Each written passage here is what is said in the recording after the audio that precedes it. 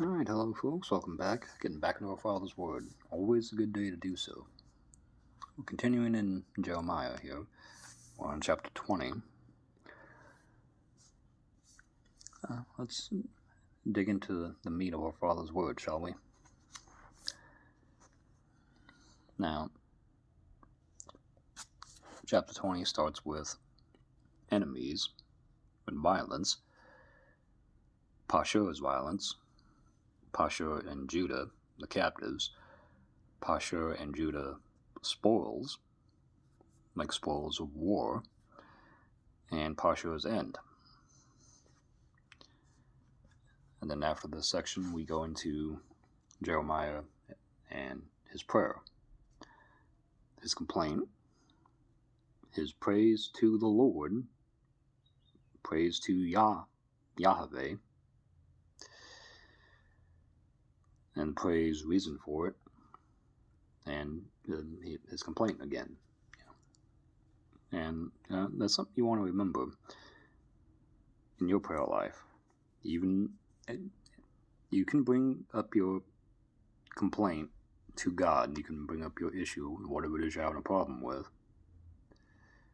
But don't forget to praise. That's something a lot of Christians struggle with, and something that the world certainly does not do. Friendship with the world is enmity against God. They seem to hate him, and without cause. No good reason. They don't seem to need a reason to hate him and to blame him for everything going wrong, when it's in fact our own sins.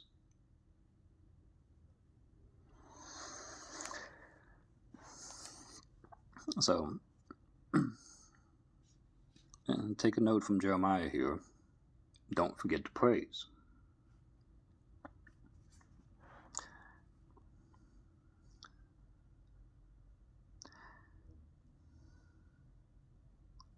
And the next section here, the complaint, goes into more depth, a little bit more detail. We've got Yahweh, the Lord, the commission, the derision of Jeremiah, Yahweh's word, the resolve made, and Yahweh's word, resolve useless. If you go up against God's word, it doesn't matter how much resolve you have, you're going to fail. You're going to run into problems, because God's word is what ultimately happens. He spoke it, he meant it,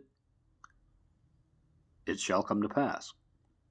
And God does not lie.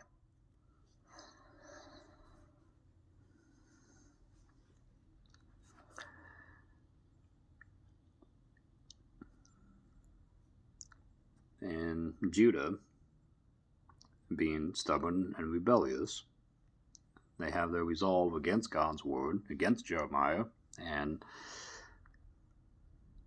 we have this conspiracy against Jeremiah. They're plotting and planning and scheming against him. But Jeremiah support. The Lord provides. Didn't he say back in the first, chapter 2, chapter 3? The Lord speaking, I will harden your forehead against their foreheads, as an adamant, as an anvil. Be not afraid of their looks.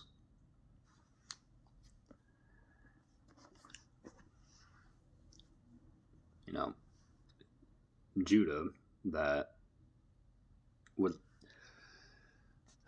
they love to claim all the blessings and the promises of God without actually obeying him, without doing what he says. And that's just not how it works.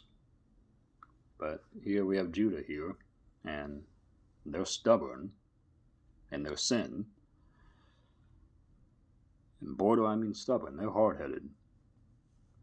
But they can't see the problem. And, you want to be real careful with pride there, because that very often causes the downfall, because they think so highly of themselves. They don't feel like they need to change. But then Jeremiah comes along with God's word, speaking against them, and they get easily offended. And what Jeremiah is saying doesn't sound like God's promises to them, because they honestly believe that they're in the right.